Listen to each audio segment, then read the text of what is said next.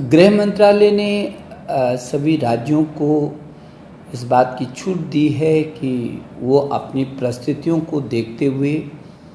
और अभिभावकों से, संस्थानों से बातचीत करने के बाद 15 अक्टूबर से चरणबद्ध तरीके से वो स्कूल खोल सकते हैं। और मैं ये समझता हूँ कि गृह मंत्रालय के इस निर्देश के बाद, इस फैसले के बाद शिक्षा मंत्रालय भारत सरकार ने बृहद गाइडलाइन तैयार की हैं, जिसमें सुरक्षा और दूरियों को पूरी तरीके से ध्यान में रखते हुए क्या क्या ज़रूरी है ताकि बच्चे की सुरक्षा, उसकी रक्षा और उसके बाद उसकी शिक्षा।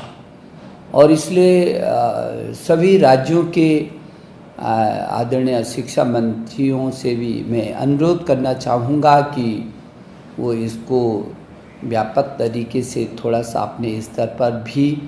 व्यक्तिगत रुचि लेकर के ज़रूर देखेंगे। और जो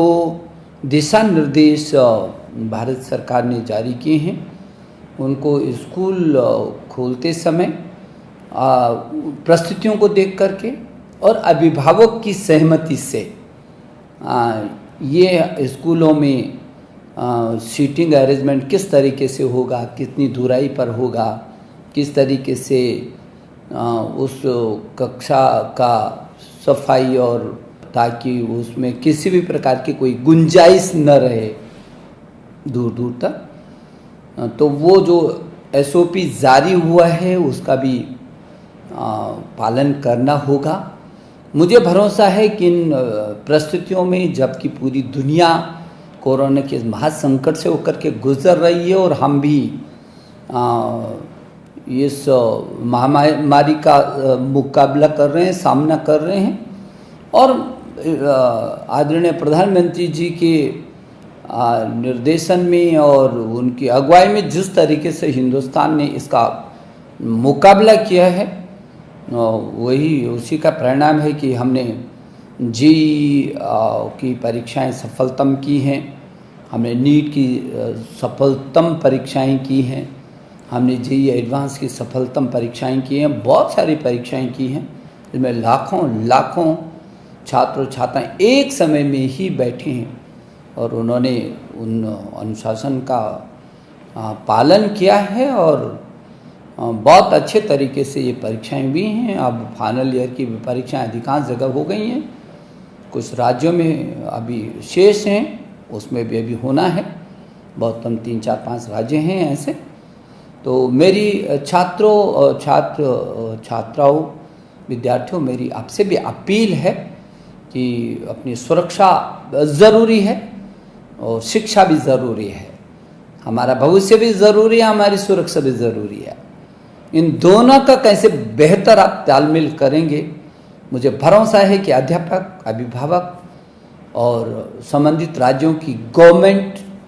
ये इनमें बेहतर तरीके से संस्थाओं और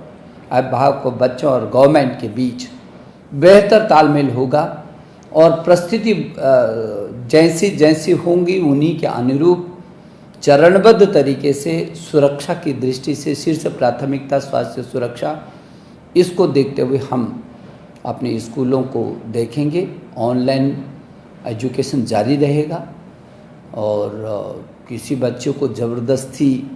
स्कूल में न तो बुलाया जाएगा, हाँ उनका पालन अभिभावक चाहेंगे कि बच्चों को स्कूल में जाना है और स्कूल में भी पूरी सुरक्षा सुनिश्चित करने की जिम्मेदारी संबंधित स्कूल का प्रबंधन की है। तो मुझे भरोसा है कि हम इसको बहुत बेहतर तरीके से करेंगे और ये जो संकट आया है इसका हम लोग अच्छे से मुकाबला करेंगे। मेरी आपको सबको बहुत सारी शुभकामनाएं।